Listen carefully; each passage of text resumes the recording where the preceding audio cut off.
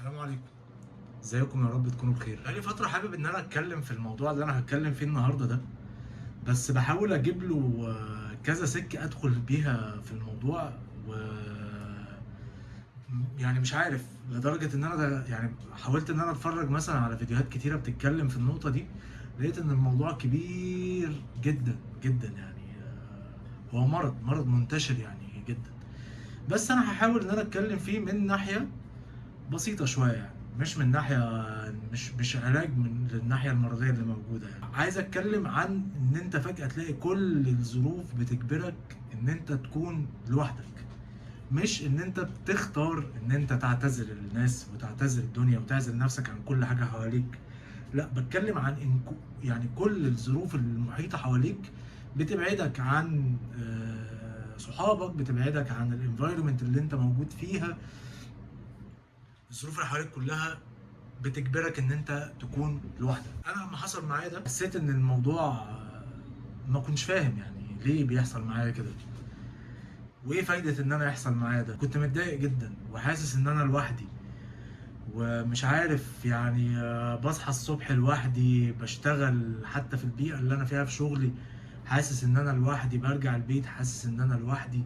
احساس وحدة مسيطر عليا بشكل غشيم يعني. بس حاولت ان انا ابص على الموضوع من ناحية تانية، من ناحية مش من ناحية ان انا افضل اشتكي ان انا لوحدي، او ان انا مش عارف اقرب من الناس، او ان انا مثلا حاسس بعزلة، او ان انا ايا كان. يعني الكلام لاي حد حاسس بالوحده، واللي انا متاكد ان احنا كتير جدا، يعني ناس كتير جدا حاسه بالوحده. بقيت ان انا ابص على الوحده من ناحيه تانية، ان انا وانا لوحدي انا حاسس ان انا بتعرف على نفسي اكتر. وانا لوحدي حاسس ان انا القرارات اللي باخدها نابعه من جوايا انا. يعني لو انت مثلا في وسط شله صحاب مثلا، الشله دي بتبقى مؤثره عليك بشكل كبير جدا، انت مش بتاخد بالك منه غير لما تخرج من التأثير ده. لما بتعزل بشكل ما عن البيئة اللي انت فيها، بتبدأ ان انت تعرف نفسك اكتر، بتبدأ تعرف تأثير البيئة دي كان عليك عامل ازاي، بتبدأ تعرف هل البيئة دي هي البيئة اللي انت فعلا عاوزها. بتبدأ تبص على الموضوع من، يعني انا بالنسبة لي لما مريت بفترة كنت حاسس فيها فعلا بوحدة شديدة جدا، هي اكتر فترة انا قدرت اخد فيها قرارات جريئه. قدرت ان انا مثلا ابطل سجاير، مع ان انا كنت شخص مدخن شره.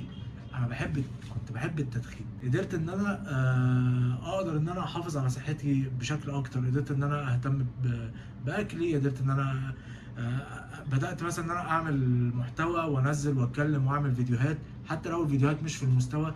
بس قدرت ان انا اخد قرار جريء جدا بالنسبه لي، لان انا كنت بخاف جدا من حكم الناس عليا. بدات ابص على الموضوع ان انت عموما اي مشكله بتواجهك، انا بالنسبه لي مش الصح ان انا اصد واواجه واتخانق واجز على المشكله دي، واه وليه بيحصل معايا كده وانا متضايق وكل الكلام ده. بالعكس، انا بالنسبه لي احسن حاجه ممكن اعملها ان انا هارمونايز الموضوع ده، اتفاعل معاه كده واحاول ادخل فيه، احاول استفاد منه اكتر استفاده. لان ربنا سبحانه وتعالى ما بيعملش حاجه بدون سبب. ربنا عايزك تقرب منه، ربنا عايزك تفهم نفسك اكتر عشان تقدر يعني توصل للبوتنشال اللي انت ممكن توصل له. ربنا عايز يوريك ان انت كل الناس اللي حواليك دي مش هتنفعك في حاجه ولا هتضرك في حاجه، والنفع والضر ده مش بيجي غير من عند ربنا. عموما انا كنت حابب اتكلم يعني بطريقه بسيطه عن الموضوع.